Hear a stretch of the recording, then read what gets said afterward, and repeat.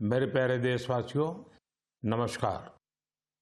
आज पूरा देश आतंकवाद के खिलाफ एकजुट है, आक्रोश से भरा हुआ है, संकल्पबद्ध है। आज हर भारतीय का यही संकल्प है, हमें आतंकवाद को खत्म करना ही है। साथियों, ऑपरेशन सिंदूर के दौरान हमारी सेनाओं ने जो पराक्रम दिखाया है, उसने हर हिंदुस्तानी का सिर ऊंचा कर दिया है। जिस प्रिसीजन के साथ, जिस सटीकता के साथ हमारी सेनाओं ने सीमा पार के आतंकवादी ठिकानों को ध्वस्त किया, वो अद्भुत है। ऑपरेशन सिंदूर ने दुनिया भर में आतंक के खिलाफ लड़ाई को नया विश्वास और उत्साह दिया है। साथियों, ऑपरेशन सिंदूर सिर्फ एक सैन्य मिशन नहीं है, ये हमारे संकल्प, साहस और बदलते भारत की तस्वीर है। और इस तस्वीर ने पूरे देश को देशभक्ति के भावों से भर दिया है, तिरंगे में रंग दिया है। आपने देखा होगा, देश के कई शहरों में, गांवों में, छोटे छोटे कस्बों में तिरंगा यात्राएं निकाली गई। हजारों लोग हाथों में तिरंगा लेकर देश की सेना, उसके प्रति वंदन अभिनंदन करने निकल पड़े। कितने ही शहरों में सिविल डिफेंस वॉलंटियर बनने के लिए बड़ी संख्या में युवा एकजुट हो गए। और हमने देखा, चंडीगढ़ के वीडियो तो काफी वायरल हुए थे। सोशल मीडिया पर कविताएं लिखी जा रही थी, संकल्प गीत गाए जा रहे थे, छोटे छोटे बच्चे पेंटिंग्स बना रहे थे जिनमें बड़े संदेश छुपे थे। मैं अभी 3 दिन पहले बीकानेर गया था। वहां बच्चों ने मुझे ऐसी ही एक पेंटिंग भेंट की थी। ऑपरेशन सिंदूर ने देश के लोगों को इतना प्रभावित किया है कि कई परिवारों ने इसे अपने जीवन का हिस्सा बना लिया है। बिहार के कटिहार में, यूपी के कुशीनगर में और भी कई शहरों में उस दौरान जन्म लेने वाले बच्चों का नाम सिंदूर रखा गया है। साथियों, हमारे जवानों ने आतंक के अड्डों को तबाह किया।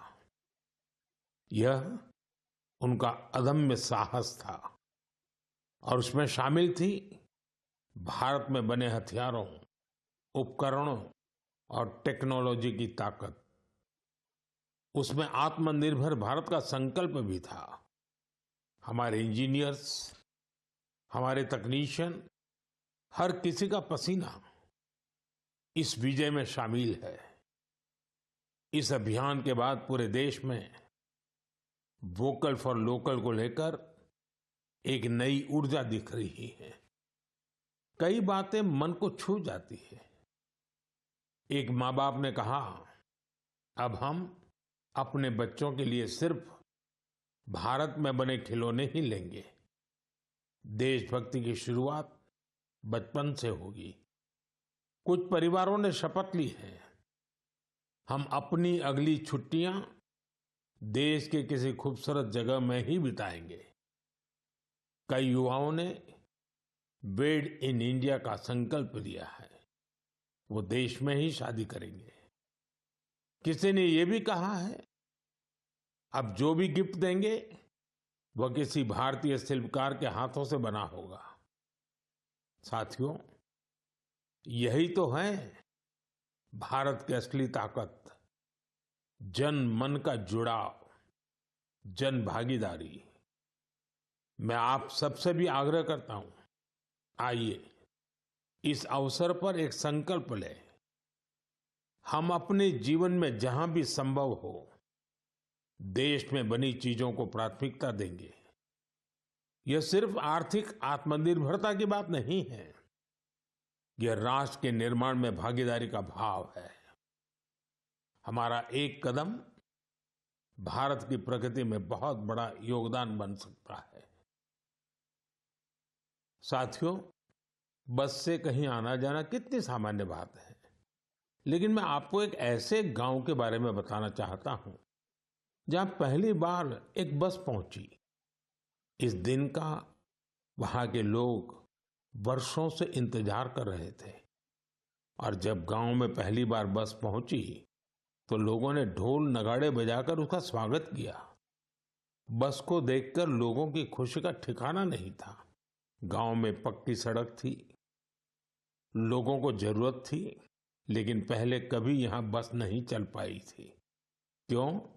क्योंकि ये गांव माओवादी हिंसा से प्रभावित था। यह जगह है महाराष्ट्र के गढ़चिरौली जिले में और इस गांव का नाम है काटेजरी। काटेजरी में आए इस परिवर्तन को आसपास के पूरे क्षेत्र में महसूस किया जा रहा है। अब यहां हालात तेजी से सामान्य हो रहे हैं। माओवाद के खिलाफ सामूहिक लड़ाई से अब ऐसे क्षेत्रों तक भी बुनियादी सुविधाएं पहुंचने लगी हैं। गांव के लोगों का कहना है कि बस के आने से उन लोगों का जीवन बहुत आसान हो जाएगा। साथियों, मन की बात में हम छत्तीसगढ़ में हुए बस्तर ओलंपिक और माओवाद प्रभावित क्षेत्रों में साइंस लैब पर चर्चा कर चुके हैं। यहाँ के बच्चों में साइंस का पैशन है, वो स्पोर्ट्स में भी कमाल कर रहे हैं। ऐसे प्रयासों से पता चलता है कि इन इलाकों में रहने वाले लोग कितने साहसी होते हैं। इन लोगों ने तमाम चुनौतियों के बीच अपने जीवन को बेहतर बनाने की राह चुनी है। मुझे यह जानकर भी बहुत खुशी हुई कि 10वीं और 12वीं की परीक्षाओं में दंतेवाड़ा जिले के नतीजे बहुत शानदार रहे हैं। करीब 95% रिजल्ट के साथ ये जिला 10वीं के नतीजों में टॉप पर रहा। वहीं 12वीं की परीक्षा में इस जिले ने छत्तीसगढ़ में छठा स्थान हासिल किया। सोचिए, जिस दंतेवाड़ा में कभी माओवाद चरम पर था, वहां आज शिक्षा का परचम लहरा रहा है। ऐसे बदलाव हम सभी को गर्व से भर देते हैं। मेरे प्यारे देशवासियों, अब मैं लायंस, शेरों से जुड़ी एक बड़ी अच्छी खबर आपको बताना चाहता हूं। पिछले केवल 5 वर्षों में गुजरात के गीर में शेरों की आबादी 674 से बढ़कर 891 हो गई है। 674 से 891। लायन सेंसस के बाद सामने आई शेरों की ये संख्या बहुत उत्साहित करने वाली है। साथियों, आप में से बहुत से लोग यह जानना चाह रहे होंगे कि आखिर ये एनिमल सेंसस होती कैसे है। ये एक्सरसाइज बहुत ही चुनौतीपूर्ण है। आपको यह जानकर हैरानी होगी कि लायन सेंसस 11 जिलों में 35,000 वर्ग किलोमीटर के दायरे में की गई थी। सेंसस के लिए टीमों ने राउंड द क्लॉक यानी 2400 घंटे इन क्षेत्रों की निगरानी की। इस पूरे अभियान में वेरिफिकेशन और क्रॉस वेरिफिकेशन दोनों किए गए। इससे पूरी बारीकी से शेरों की गिनती का काम पूरा हो सका। साथियों, एशियाटिक लायन की आबादी में बढ़ोतरी ये दिखाती है कि जब समाज में ओनरशिप का भाव मजबूत होता है तो कैसे शानदार नतीजे आते हैं। कुछ दशक पहले गीर में हालात बहुत चैलेंजिंग थे, लेकिन वहां के लोगों ने मिलकर बदलाव लाने का बीड़ा उठाया। वहां लेटेस्ट टेक्नोलॉजी के साथ ही ग्लोबल बेस्ट प्रैक्टिसेस को भी अपनाया गया। इसी दौरान गुजरात ऐसा पहला राज्य बना जहां बड़े पैमाने पर फॉरेस्ट ऑफिसर के पद पर महिलाओं की तैनाती की गई। आज हम जो नतीजे देख रहे हैं उसमें इन सभी का योगदान है। वाइल्ड लाइफ प्रोटेक्शन के लिए हमें ऐसे ही हमेशा जागरूक और सतर्क रहना होगा। मेरे प्यारे देशवासियों, 2-3 दिन पहले ही मैं पहली राइजिंग नॉर्थ ईस्ट समिट में गया था। उससे पहले हमने नॉर्थ ईस्ट के सामर्थ्य को समर्पित अष्टलक्ष्मी महोत्सव भी मनाया था।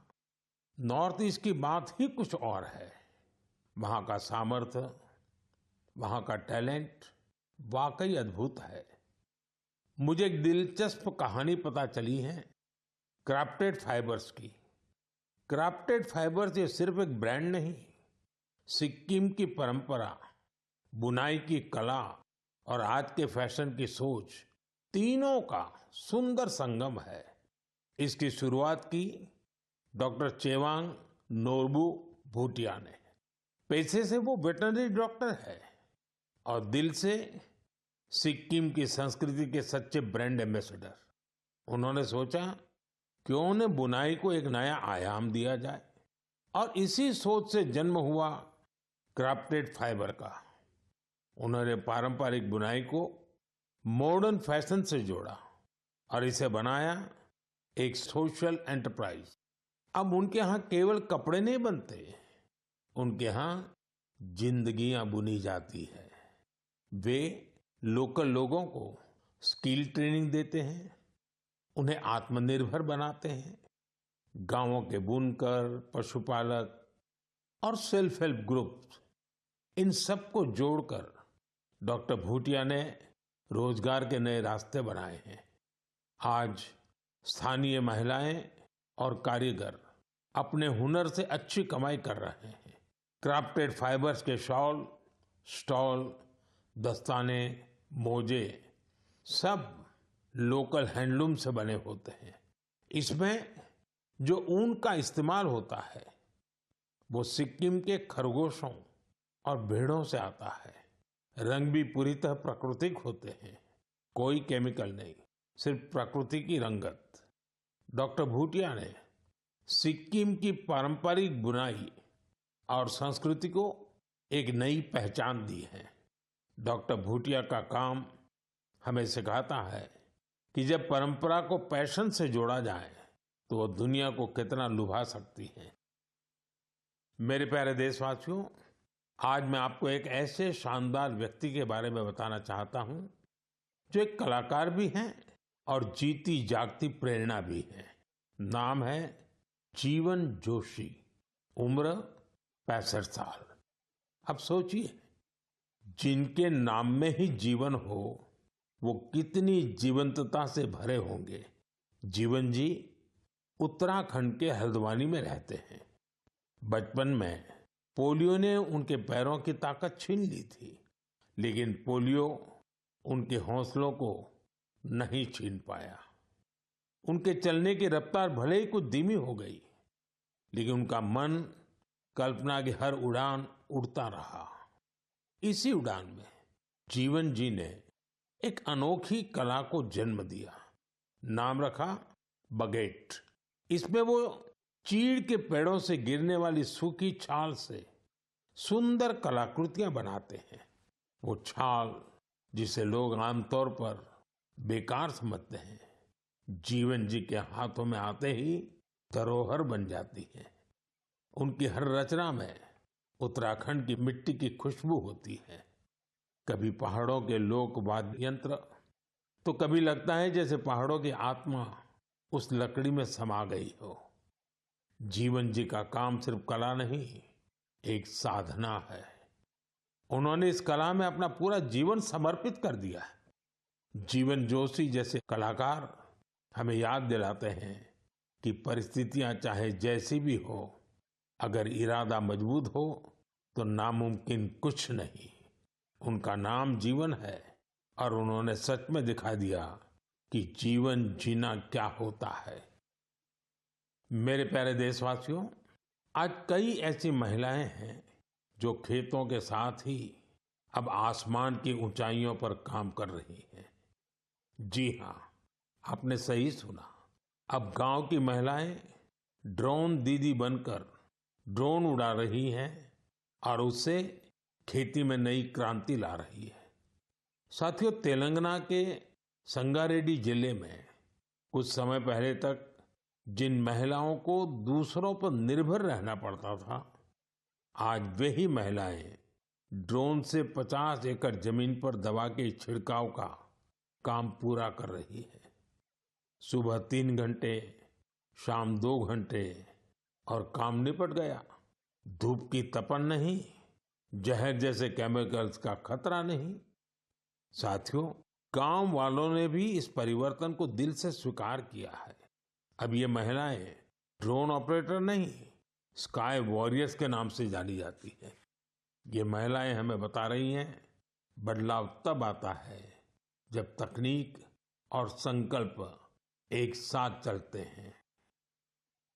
मेरे प्यारे देशवासियों, अंतर्राष्ट्रीय योग दिवस में अब 1 महीने से भी कम समय बचा है। ये अवसर याद दिलाता है कि अगर आप अब भी योग से दूर हैं, तो अब योग से जुड़े।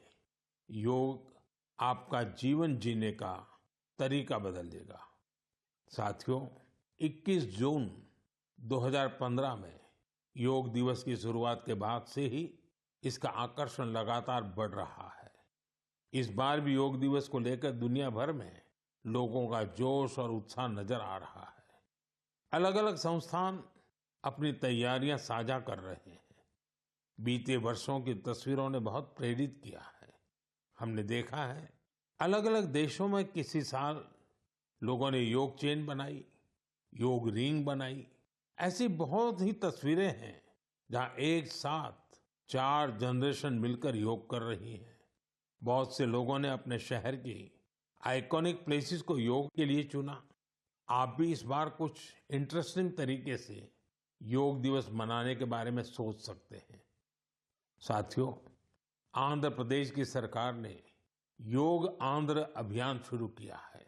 इसका उद्देश्य पूरे राज्य में योग संस्कृति को विकसित करना है। इस अभियान के तहत योग करने वाले 10 लाख लोगों का एक पूल बनाया जा रहा है। मुझे इस वर्ष विशाखापत्तनम में योग दिवस कार्यक्रम में शामिल होने का अवसर मिलेगा। मुझे जानकर अच्छा लगा कि इस बार भी हमारे युवा साथी देश की विरासत से जुड़ी आइकॉनिक प्लेसेस पर योग करने वाले हैं। कई युवाओं ने नए रिकॉर्ड बनाने और योग चेन का हिस्सा बनने का संकल्प लिया है। हमारे कॉर्पोरेट्स भी इसमें पीछे नहीं है। कुछ संस्थानों ने ऑफिस में ही योग अभ्यास के लिए अलग स्थान तय कर दिया है। कुछ स्टार्टअप्स ने अपने ऑफिस योग अवर्स तय कर दिए हैं। ऐसे भी लोग हैं जो गांवों में जाकर योग सिखाने की तैयारी कर रहे हैं। हेल्थ और फिटनेस को लेकर लोगों की ये जागरूकता मुझे बहुत आनंद देती है। साथियों, योग दिवस के साथ साथ आयुर्वेद के क्षेत्र में भी कुछ ऐसा हुआ है जिसके बारे में जानकर आपको बहुत खुशी होगी। कल ही यानी 24 मई को WHO के डायरेक्टर जनरल और मेरे मित्र तुलसी भाई की मौजूदगी में एक MOU साइन किया गया है। इस एग्रीमेंट के साथ ही international classification of health interventions के तहत एक डेडिकेटेड ट्रेडिशनल मेडिसिन मॉड्यूल पर काम शुरू हो गया है। इस पहल से आयुष को पूरी दुनिया में वैज्ञानिक तरीके से अधिक लोगों तक पहुंचाने में मदद मिलेगी। साथियों, आपने स्कूलों में ब्लैक बोर्ड तो देखा होगा, लेकिन अब कुछ स्कूलों में शुगर बोर्ड भी लगाया जा रहा है। ब्लैक बोर्ड नहीं, शुगर बोर्ड। CBSE की इस अनोखी पहल का उद्देश्य है बच्चों को उनके शुगर इंटेक के प्रति जागरूक करना। कितनी चीनी लेनी चाहिए और कितनी चीनी खाई जा रही है, ये जानकर बच्चे खुद से ही हेल्दी विकल्प चुनने लगे हैं। ये एक अनोखा प्रयास है और इसका असर भी बड़ा पॉजिटिव होगा।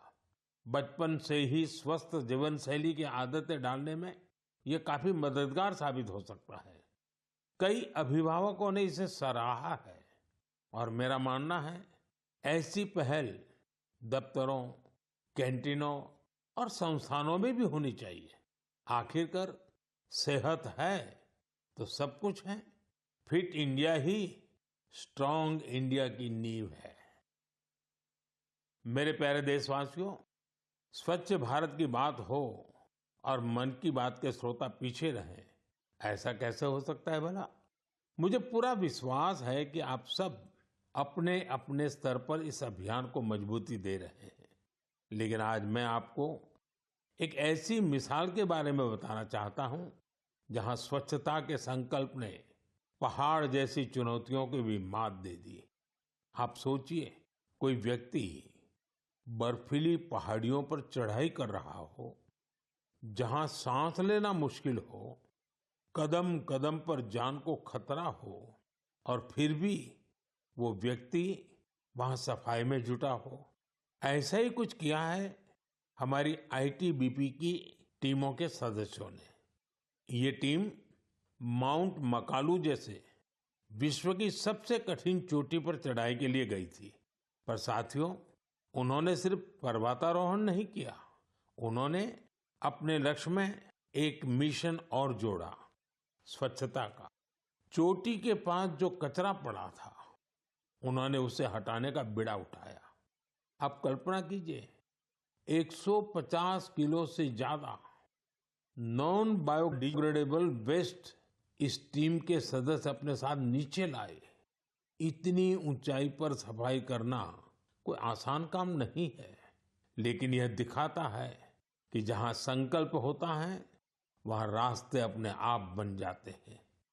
साथियों, इसी से जुड़ा एक और जरूरी विषय है पेपर वेस्ट और रिसाइकलिंग। हमारे घरों और दफ्तरों में हर दिन बहुत सारा पेपर वेस्ट निकलता है।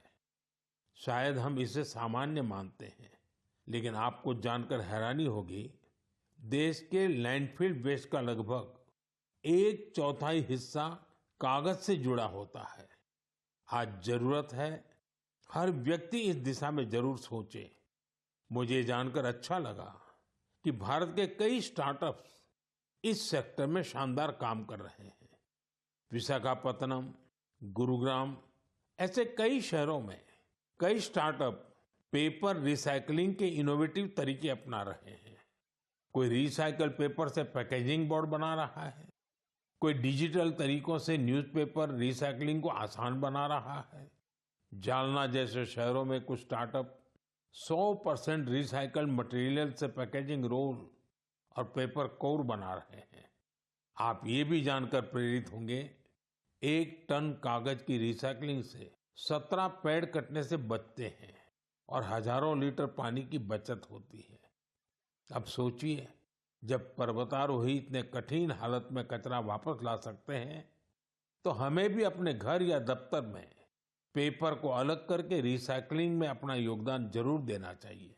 जब देश का हर नागरिक ये सोचेगा कि देश के लिए मैं क्या बेहतर कर सकता हूं, तभी मिलकर हम बड़ा परिवर्तन ला सकते हैं। साथियों, बीते दिनों खेलो इंडिया गेम्स की बड़ी धूम रही।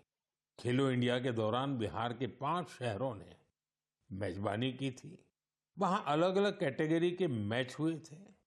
पूरे भारत से वहां पहुंचे एथलीट्स की संख्या 5,000 से भी ज्यादा थी। इन एथलीट्स ने बिहार की स्पोर्टिंग स्पिरिट की, बिहार के लोगों से मिली आत्मीयता की बड़ी तारीफ की है। साथियों, बिहार की धरती बहुत खास है। इस आयोजन में यहाँ कई यूनिक चीजें हुई हैं। खेलो इंडिया यूथ गेम्स का ये पहला आयोजन था जो ओलंपिक चैनल के जरिए दुनिया भर में पहुंचा। पूरे विश्व के लोगों ने हमारे युवा खिलाड़ियों की प्रतिभा को देखा और सराहा।